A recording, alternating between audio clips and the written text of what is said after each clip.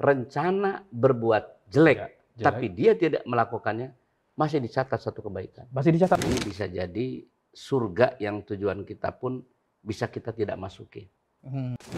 Siapa orang yang tidur dalam keadaan kenyang, tapi tetangga sebelahnya kelaparan, dan dia tahu bahwa tetangganya kelaparan, maka orang itu bukan termasuk golongan umatku. Bukan. Orang yang memberikan buka puasa kepada orang yang sedang berpuasa, pahalanya sama saja dengan orang yang berpuasa. Namanya juga manusia. Ada aja tingkahnya. Tapi ada energi istimewa yang menggerakkan kebaikan buat sesama tanpa mengenal batasan.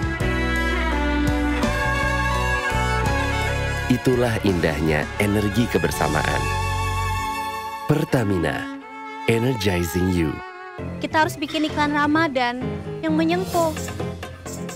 Halo Bu, aku kayaknya nggak bisa mudik tahun ini. Nanti uangnya aku transfer aja ya. Kita buka dulu yuk. Menangkan Ramadan dengan sentuhan penuh keikhlasan.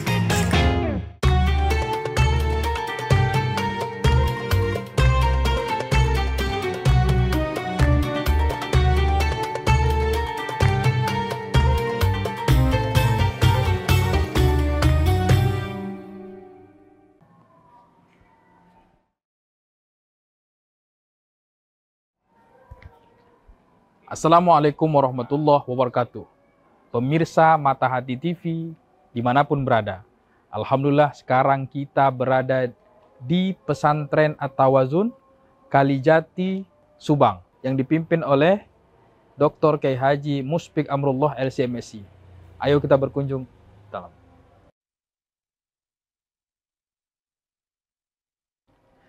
Assalamualaikum. Waalaikumsalam Allah, warahmatullahi wabarakatuh. Masya Allah. Sehat, Kiai. Gimana Bang Ridwan? Sehat? Alhamdulillah, Kiai. Mohon maaf. Jam berapa dari sana? Aduh, tadi agak macet, Kiai. Mohon maaf terlambat, Oh, Kiai. iya. Ya, silakan. Iya, Kiai. Nah. Apa kabar, Kiai? Alhamdulillah. Gimana Bang Ridwan? Alhamdulillah, Kiai. Nah, Makasih, Kiai, sudah diterima di pesantren ini, Kiai. alhamdulillah. Ini baru pertama saya ke sini, Kiai. Masya Allah. Baru pertama ingin belajar ke Kiai, silaturahim, memperbanyak ilmu. Santri-santri seperti kami ini kan harus sering-sering ketemu para Kiai agar tidak lupa tempat mencari ilmunya, Kiai. Masya Allah. Barakallah. Ngomong-ngomong, Kiai, ini pesantren berdirinya kapan, Kiai? Berdiri pondok ini di sekitar tahun 2003, maaf. 2003. 2003.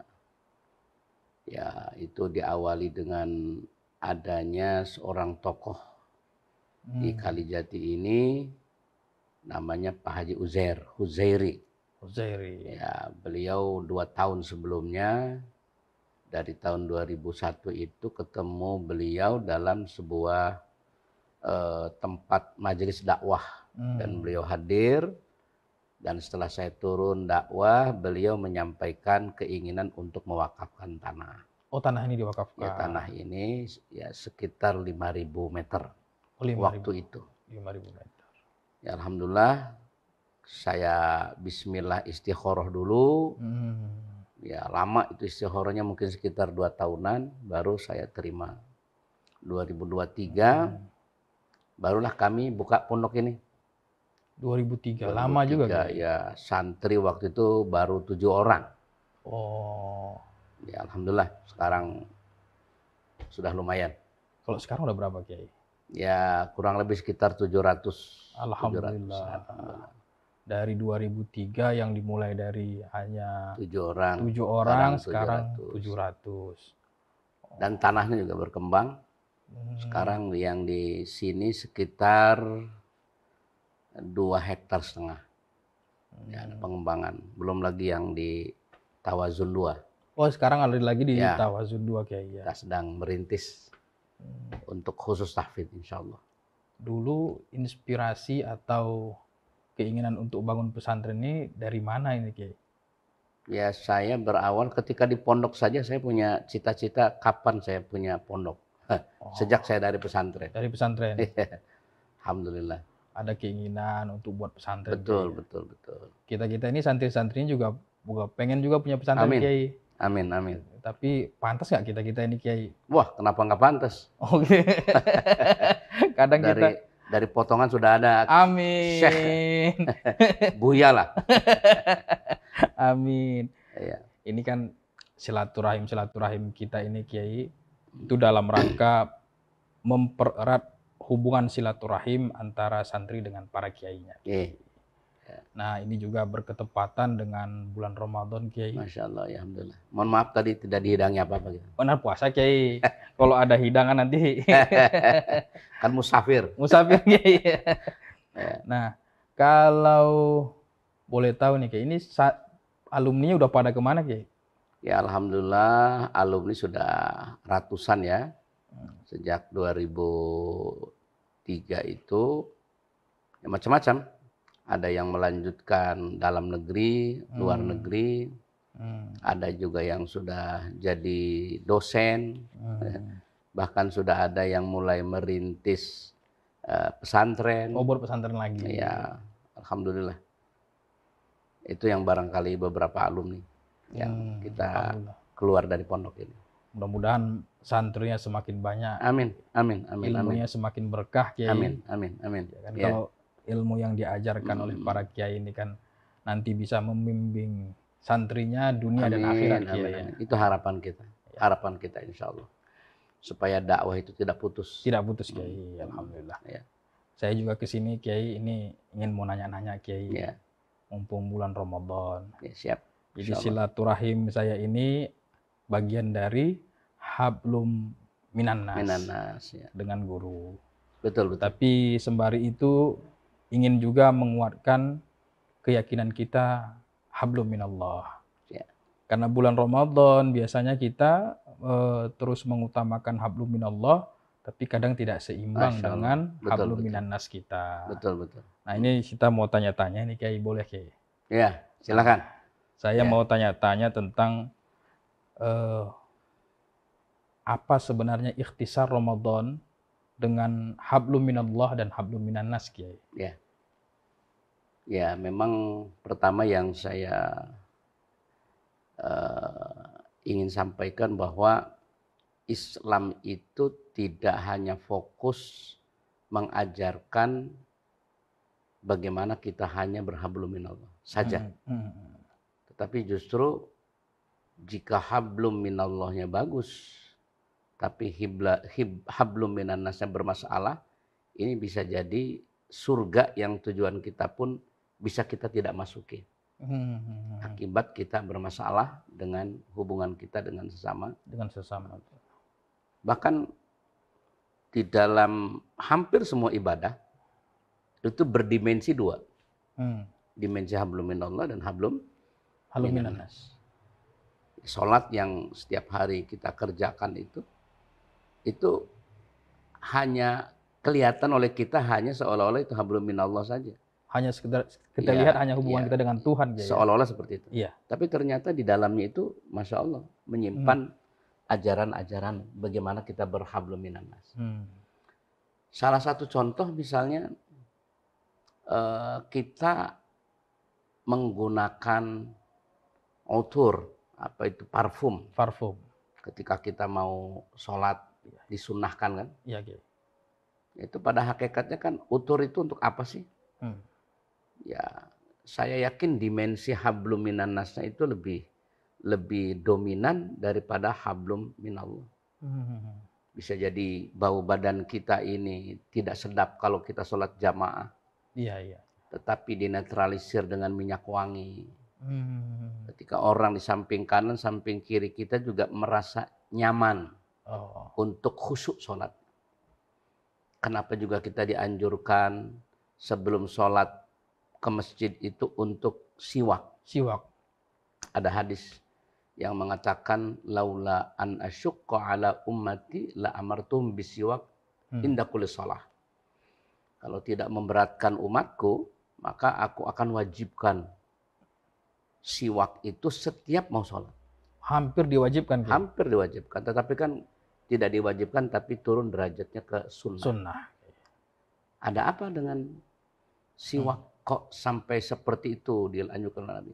Ya. Karena ketika kita sholat berjamaah berjajar dengan muslim-muslim yang lain, kalau mulut kita tidak sedap untuk dihirup oleh orang lain, akan mengganggu kekhusyuan yang ada di sebelahnya.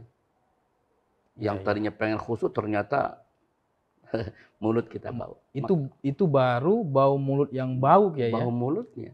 Jadi itu bermasalah, makanya diperintahkan oleh Nabi untuk bersiwak. Makanya pernah Nabi juga mengingatkan seorang sahabat. Ketika bisa jadi ada orang yang melaksanakan sholat di belakang Nabi, mungkin dia habis mengkonsumsi bawang merah atau bawang putih. Sehingga Nabi mengatakan dalam sebuah hadisnya, dia bilang, kalau mau pergi kalau kalian itu man akala basolan wa thawuman falyatazil masjidana. Siapa yang habis makan bawang merah, bawang putih, jangan dekat-dekat masjidku. Ini bisa jadi itu waktu itu disinggung bawang merah, bawang putih. Bawang merah, bawang putih. Kalau Nabi ada di Indonesia barangkali bisa man akala jengkolan atau basolan, namanya petean. Ini artinya bahwa sebenarnya itu dimensi hablum minannas. Hablum minannas. Nah, kalau untuk hablum minallah, orang puasa mulutnya bau, tapi kata Allah seperti minyak misik baunya. Itu versi Allah. Kalau versi sesama manusia, orang yang bau mulut kan nggak enak. Nggak enak. Nah, ini satu bukti bahwa hablum minannas itu sangat diperlukan. Puasa yang kita lakukan ini ada hablum minannasnya. Antara lain bahwa kita dididik dengan ajaran Ramadan itu berlapar-lapar supaya orang yang beriman itu merasakan ternyata lapar itu nggak enak. Lapar itu nggak enak. Lapar itu menyiksa dirinya. Nah, seharusnya itu timbul kepedulian. Empati Empati kepada mereka yang miskin, mereka kepada yang kekurangan. Untuk mereka disantuni. Makanya kenapa kok ada khusus di bulan Ramadan itu di ujungnya endingnya itu adalah zakat fitrah. Zakat fitrah. Nah, ini kan zakat fitrah itu dimensi hablum minannas. Hablum minannas. Jadi artinya ini ingin ditarik oleh Allah, jadi bahwa hasil di antara kalian di training oleh ajaran Ramadan itu kepedulian. Itu di antaranya bahwa ada dimensi hablum minannas. Ada sebuah hadis yang mungkin hadis ini populer Bang Ridwan. Saya yakin Bang Ridwan ini begini-begini juga al-mukarram ini saya Amin. potongannya. Kata Rasul, ada hadis muflis. Ketika Rasul kumpul dengan sahabat-sahabatnya bertanya, atadruna manil muflis? Apakah kalian tahu orang bangkrut? Jadi muflis itu artinya bangkrut. Makanya Bang Ridwan ini kalau punya anak jangan dikasih namanya Muhammad Muflis, Muhammad bangkrut. Jadi repot. Jadi orang bangkrut. Siapa orang? Sahabat bertanya. Menjawab. Al-muflisu fina man la dirhamalahu wala mata.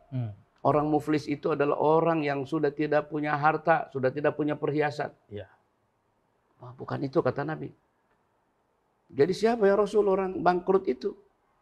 Al-muflisu mayyati yaumal qiyamah bisolatin wa saumin wa hajjin wa qad syatama hadha wa qadhafa hadha wa daraba hadha wa akhadha mala hadha wa safaka dima hadha. Jadi orang bangkrut itu kata Rasulullah adalah orang yang nanti di akhirat membawa berbagai macam pahala sholat, pahala puasa, pahala haji.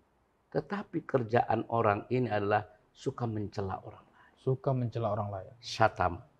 Wa qadhafa, menuduh orang lain. Orang lain dituduh ABCD, berzina, berselingkuh, dituduh berkorupsi segala macam. Ada juga yang mengambil harta orang lain. Apakah itu korupsi, mencuri dan macam-macam. Memukul sampai membunuh. Itu kan perbuatan yang sesama dengan manusia, menzolimi manusia. Akhirnya kata dalam hadis panjang ini disampaikan bahwa ketika orang ditimbang pahalanya ini, ternyata pahala sholat, pahala zakat, pahala puasa itu sedemikian banyak.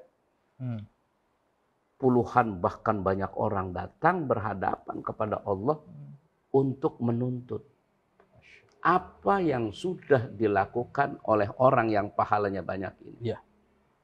Ada tadi yang dicela, yang dituduh macam-macam, ada yang diambil hartanya. Semua itu adalah minta keadilan Allah. Akhirnya Allah ambil pahala-pahala yang sudah dia kumpulkan, dibagi-bagi kepada orang yang pernah dizolimi di dunia. Akhirnya pahalanya habis. Pahala sholatnya itu habis, pahala puasanya habis, pahala hajinya habis. Tapi masih banyak orang yang mengantri di hadapan Allah minta keadilannya. Minta keadilan lagi, Kiai. Stok pahalanya sudah habis. Dalam hadis ini dinyatakan bahwa dosa-dosa yang dilakukan dari orang-orang yang menuntut keadilan itu diambil oleh Allah, dipindahkan kepada orang itu. Sehingga tambah banyak dosa. Kemudian dalam hadis ini, waturiha finnar, karena sudah tidak ada lagi yang diandalkan, maka orang ini dilemparkan ke dalam neraka. Nauzubillah. Hanya karena kata-kata perbuatan itu ujungnya semua menzolimi manusia. Menzolimi manusia. Kecurangan. Mungkin kemarin ada kecurangan pemilu, Allah kita nggak tahu ya kan? Nggak tahu. Nauzubillah. Nggak ada. Nggak tahu. Itu kecurangan macam-macam lah, kecurangan dagang, kecurangan bisa jadi kita nggak tahu. Wallahu a'lam. Ini kan harusnya kan bulan-bulan Ramadan ini, Kiai, kan semua ucapan kita kan yang baik-baik, Kiai, ya. Betul ya. Karena bulan Ramadan ini semua dilipat gandakan, dosa dilipat gandakan nggak itu, Kiai? Nah, kalau dosa itu dalam berbagai macam hadis mengatakan man hamma bisayyi'atin falam ya'malha. Siapa orang yang berencana melaksanakan perbuatan kejelekan dan dia tidak dilakukan, maka orang tersebut lahu hasanah, dia mendapatkan kebaikan. Rencana berbuat jelek, tapi dia tidak melakukannya, masih dicatat satu kebaikan. Masih dicatat satu kebaikan, Kiai. Karena dia ada rasa takut. Wah, saya begini nanti berdosa. Tetapi kalau ada orang yang melaksanakan kejelekan dan dia lakukan itu, maka dia hanya mendapatkan sayyi'ah wahidah, satu kejelekan. Satu kejelekan. Yaitu hadis yang menyatakan seperti itu. Berarti kalau melihat hadis ini, Allah tidak menzolimi orang. Allah tidak menzolimi orang, berbeda dengan pahala. Kalau pahala bisa dilipat gandakan oleh Allah Subhanahu wa Ta'ala. Wallahu a'lam bishawab. Kita ini kan kadang-kadang, Kiai, di bulan puasa begini, Kiai, ibadah-ibadah personal kita kepada Tuhan terus kita tingkatkan. Betul. Begitu, Kiai. Tadi saya menarik itu, Kiai, kalau hanya bau bawang kemudian bau mulut saja bisa mengganggu kekhusyukan ibadah, kemudian mengganggu hubungan kita dengan para orang yang sholat yang lain. Bagaimana kalau bau mulut itu bersifat fitnah, ya? Itu kan luar biasa. Sangat berbahaya banget. Nah, apalagi misalnya di bulan Ramadan justru itu yang dikerjakan. Nah, harusnya kita bisa menjaga lidah kita, menjaga ucapan kita. Bisa digunakan untuk yang lain yang baik-baik, Kiai. Kan? Nah, kenapa harus digunakan kepada hal-hal yang begitu? Nah, ini terus menjadi kami-kami yang muda ini mencari ikhtibar, Kiai. Sama-sama. Mencari kabar yang baik untuk jadi pegangan hidup, Kiai. Kadang kami ini kan puasa aja, Kiai. Nggak mikirin yang lain. Kami puasa dari menahan lapar dari subuh sampai maghrib, tapi siangnya kadang-kadang ngobrolin yang lain, Kiai. Bahkan terkait dengan apa itu namanya, tetangga, ingat kepada tetangga yang kelaparan. Iya, iya. Ini imbas dari apa? Puasa Ramadan itu. Barusan tadi sebelum kita ketemu ini baca-baca kitab ini. Iya, iya, iya. Ini saya baca kitab Tarbiyatul Aulad fil Islam yang dikarang oleh Syekh Abdullah Nasih Ulwan. Itu di sini bab itsar ya. Di dalam bab itsar di sini dinyatakan bahwa Zakar al-Ghazali, Imam al-Ghazali di dalam kitab Ihya-nya menyebutkan bahwa An Ibnu Umar radhiyallahu anhu, bahwa Abdullah bin Umar itu meriwayatkan uhdiya ila rajulin min ashabi Rasulullah sallallahu alaihi wasallam. Ya. Ada seorang sahabat itu aku memberikan hadiah kepada seorang sahabat untuk dikasih kepala kambing, mungkin untuk disop, untuk diapa. Tapi ketika saya berikan kepada dia mengatakan fulanun ahwaju ilaihi minni. Tetangga sebelah saya itu lebih butuh dari saya. Jadi berikan kepada tetangga sebelah. Ternyata tetangga sebelah juga sama. Iya. Oh, dia lebih butuh dari saya. Yang ketiga juga sama. Ini direwayatkan ternyata gulai kepala kambing itu berputar kepada 7 tetangga. Dan kembali lagi kepada orang yang pertama diberikan itu. Dia lebih lagi. Ini sebuah empati yang luar biasa. Saya merinding saya, Kiai. Iya, ini empati yang luar biasa. Kalau kita sebaliknya mungkin ada orang ngasih terus saja diterima tanpa memikirkan yang kanan kiri. Gratis, Kiai. Ya kan? Nah, itu dia. Jadi ini luar biasa, sebuah pelajaran dari sahabat-sahabat dulu, ya, salafus soleh.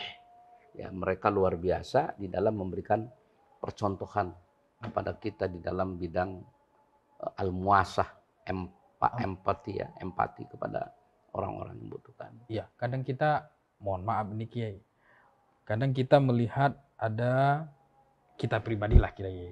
Kita mulai ingin memperbaiki diri kita di bulan-bulan Ramadan ini, membaca Al-Quran, kemudian melaksanakan qiyamul lail dan lain-lain. Tapi kadang kita juga lupa bahwa bau makanan kita di rumah itu ternyata tercium ke tetangga kita. Nah, itu dia. Makanya ada sebuah hadis, riwayatnya kalau tidak salah seperti itu, laisa minna man bata syab'anan wa jaruhu ja'i'. Atau kama qala Rasul.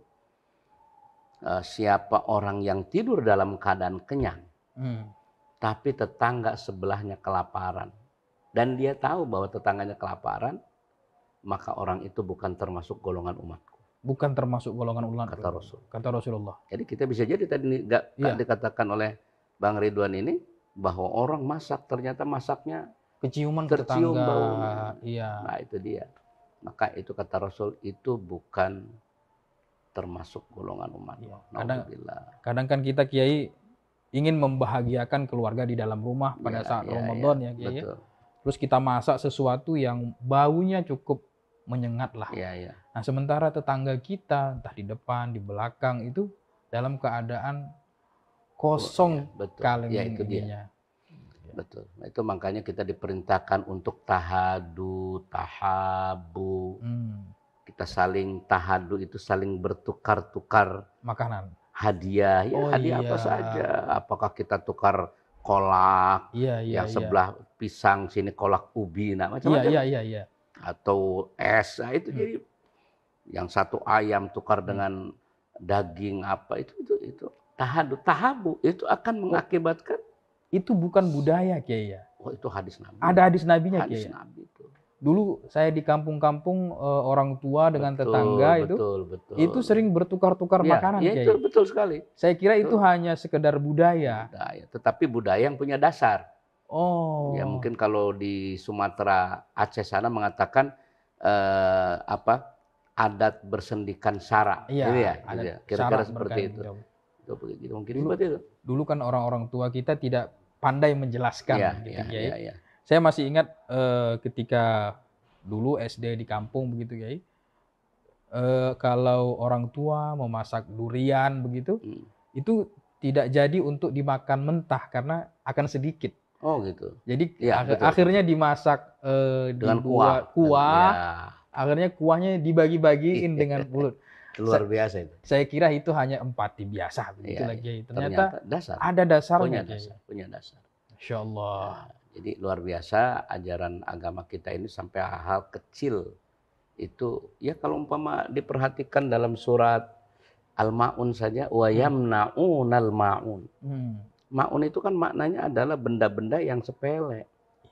Urusan-urusan dapur, pinjam korek api, minta garam. Iya. Jadi orang yang termasuk dikatakan kategori yang mendustakan agama itu adalah yang tidak mau melakukan itu, pelit, bakhil untuk tidak memberikan hal-hal yang sepele.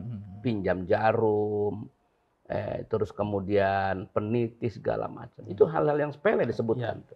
Jadi sampai hal apalagi yang besar, yang sepele saja dihitung oleh ajaran agama kita. Itu yang dikatakan orang yang mendustai agama. Makanya itu wayamna'unal ma'un.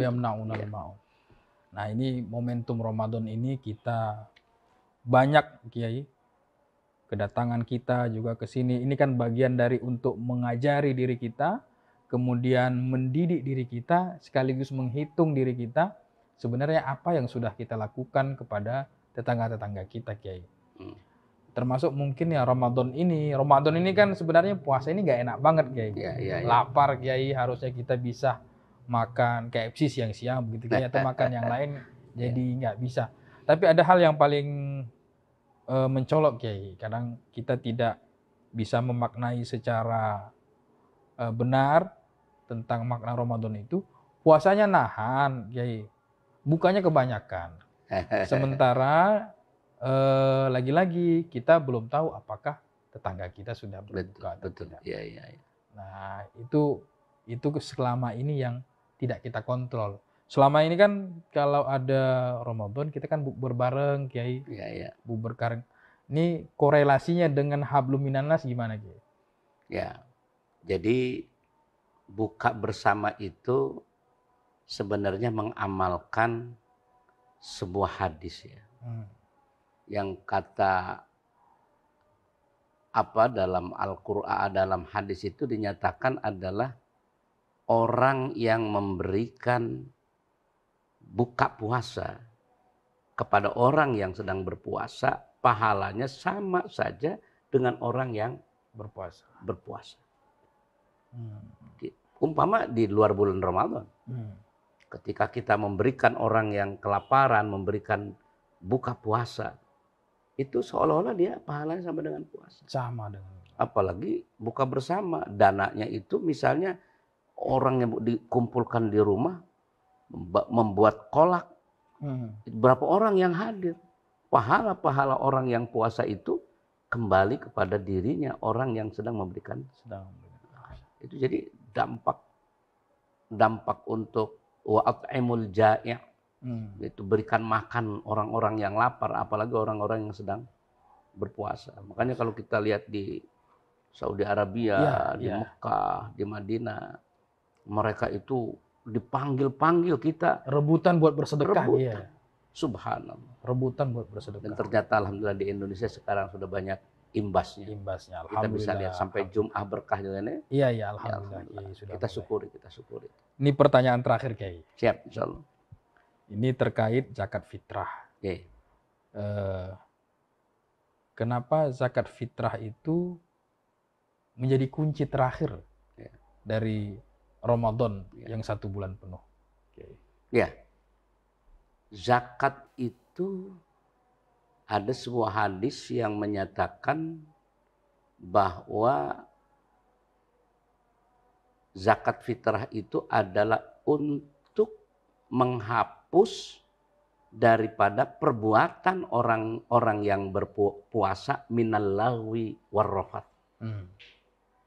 Jadi zakat fitrah itu berfungsi adalah untuk menghapus daripada perbuatan-perbuatan al-lagwi warrafat, yaitu perbuatan yang lagwi itu yang sia-sia, tidak ada manfaatnya, termasuk selama kita berpuasa HP saja yang dilihat, Iya, iya. membicarakan orang, kelayaban kemana-mana kata orang Betawi. Ya.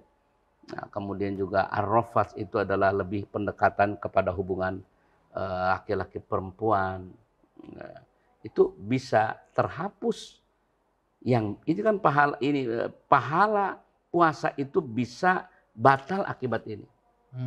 Maka ketika itu ditutup dengan zakat fitrah, maka bisa menghapuskan yang tadi akan membatalkan pahala puasa itu. Itu diantara fungsi daripada zakat fitrah. Alhamdulillah. Ya. Terima kasih. Alam bisawab. Silaturahim ini Kiai dan ilmunya Kiai. Terima kasih banyak. Pemirsa Mata Hati TV, itu tadi diskusi dan ngobrol Ramadan kita dalam kajian Ramadan Mata Hati TV yang kita laksanakan di Pesantren At-Tawazun Kalijati, Subang. Semoga Allah meridhoi kita semua dan semoga bermanfaat. Wallahu muwaffiq ila aqwamit thoriq. Assalamualaikum warahmatullahi wabarakatuh. Waalaikumsalam warahmatullahi wabarakatuh.